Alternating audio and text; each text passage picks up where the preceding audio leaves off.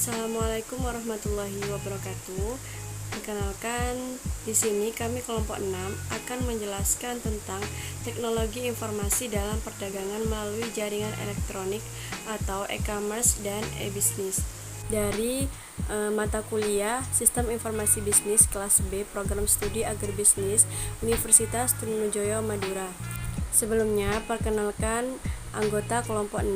Yang pertama ada Evi Dwi Prastiani NIM 07, Atika Febrianti NIM 61, dan Waqiatul Mukarramah NIM 62. Yang selanjutnya yaitu pengertian electronic commerce. Electronic commerce merupakan semua bentuk transaksi yang berkaitan dengan aktivitas komersial, baik organisasi maupun individual, yang berdasarkan pada pemrosesan dan transmisi data yang digitalisasi, termasuk teks, suara, dan gambar. Electronic commerce adalah melakukan aktivitas bisnis yang diarahkan pada pertukaran media melalui jaringan telekomunikasi. Jenis-jenis e-commerce ada 5. Yang pertama yaitu business to business atau B2B.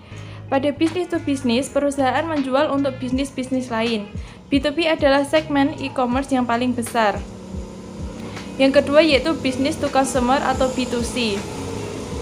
Pada business to consumer atau bisnis online, mencoba untuk menjangkau konsumen individu. Kemudian yang ketiga, consumer to consumer atau C2C. Consumer to consumer mengizinkan konsumen untuk menjual satu sama lain dengan bantuan dari pembuat pasar online seperti situs lelang eBay. Kemudian yang keempat, peer-to-peer atau P2P e-commerce. E-commerce peer-to-peer menghubungkan ke pengguna, membiarkan mereka untuk berbagi file dan sumber daya komputer tanpa server umum. Yang kelima, m-commerce.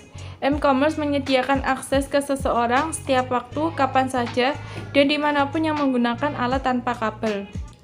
Selanjutnya, e-business. E-business adalah penggunaan teknologi informasi untuk memudahkan proses bisnis, melakukan e-commerce, dan menyediakan kerjasama dan komunikasi perusahaan pendukung. Utilisasi informasi dan teknologi komunikasi untuk mendukung semua aktivitas bisnis, meliputi segalanya marketing, advertising, after sales, dan pada umumnya berhubungan dengan web-based system. Dimensi-dimensi dalam e-business. Dimensi yang pertama yaitu dimensi what.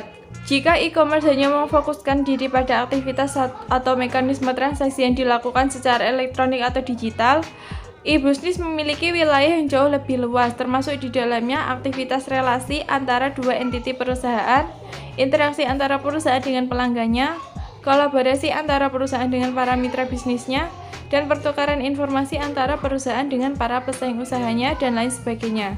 Yang kedua, dimensi who. Paling tidak ada 7 klasifikasi entiti yang kerap dipergunakan dalam mengilustrasikan e-business masing-masing, yaitu agen, business, consumer, device, employer, family, dan government. Selanjutnya akan dilanjutkan oleh rekan saya. Dari dimensi e-business. Yang ketiga yaitu dimensi where. Beberapa contoh dapat diutarakan sebagai berikut. Di rumah, seorang ibu dapat menggunakan telepon atau web TV untuk berkomunikasi dengan perusahaan penjual produk atau jasa.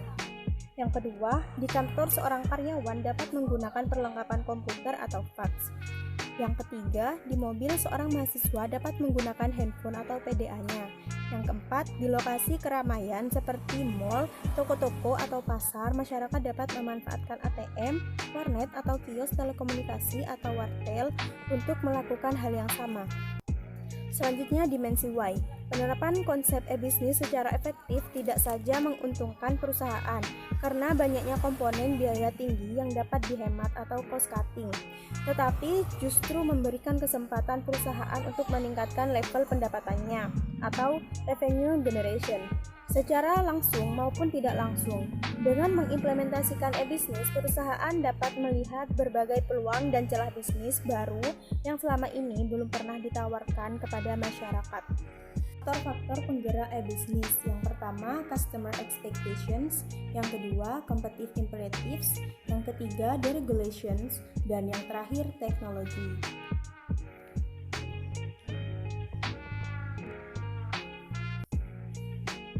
Banyak manfaat yang dapat dipetik oleh perusahaan dengan pembangunan sistem informasi, yang antara lain Yang pertama, integrasi data dan informasi, yaitu pembangunan sistem informasi apalagi berbasis jaringan komputer, memungkinkan perusahaan untuk mengintegrasikan data dari berbagai sumber. Yang kedua, sistem pengorganisasian data memungkinkan sistem bebas redundansi data, yaitu pembangunan sistem informasi bertumpu pada sistem pengorganisasian data akan menghindarkan sistem dari bahaya duplikasi data, atau sering disebut redundansi. Yang terakhir, meningkatkan kecepatan dan keakuratan penyusunan laporan manajerial, yaitu tuntutan akan ketersediaan laporan manajerial yang standar sering mengakibatkan tekanan psikologis yang sangat tinggi bagi para manajer lini tengah. Baik, saya akan melanjutkan tentang manfaat yang diperoleh oleh perusahaan dengan menggunakan sistem informasi, yaitu meningkatkan kualitas produk dan kecepatan layanan konsumen. Nah, dalam lingkungan persaingan antar perusahaan, faktor-faktor yang menentukan keunggulan satu dari yang lainnya antara lain adalah kualitas produk dan keputusan yang lebih baik, kecepatan layanan, dan harga yang murah. Selanjutnya adalah meningkatkan citra perusahaan, di mana pembangunan pada sistem informasi akan meningkatkan citra perusahaan dari sudut pandang staf maupun dari pihak eksternal. Selanjutnya ada perusahaan atau organisasi yang ikut serta dalam perdagangan melalui jaringan elektronik untuk mencapai perbaikan di seluruh organisasi. Perbaikan tersebut diharapkan dapat menghasilkan 3 manfaat yang utama. Manfaat tersebut adalah pelayanan pelanggan yang baik, yang kedua, hubungan dengan pemasok dan masyarakat keuangan yang lebih baik, sedangkan yang ketiga adalah pengembalian atas investasi pemegang saham dan pemilik yang meningkat. Selanjutnya ada teknologi perdagangan melalui internet, yang terdapat 3 pilihan teknologi utama. Yang pertama adalah sambungan langsung yang menggunakan sirkuit yang disediakan oleh jasa telekomunikasi umum berbentuk saluran dial-up atau pribadi yang dapat digunakan dalam berbagai jenis sirkuit seperti serat optik dan transmisi gelombang mikro. Yang kedua adalah jaringan bernilai tambah, di mana yang berupa layanan perangkat lunak dan pengolahan data dan lain-lain. Sedangkan yang ketiga adalah internet, di mana internet tersebut memungkinkan jaringan komunikasi global yang tidak hanya menghubungkan para mitra bisnis, tetapi juga mencakup para pelanggan. Cukup sekian presentasi dari kelompok 6, kurang lebihnya mohon maaf.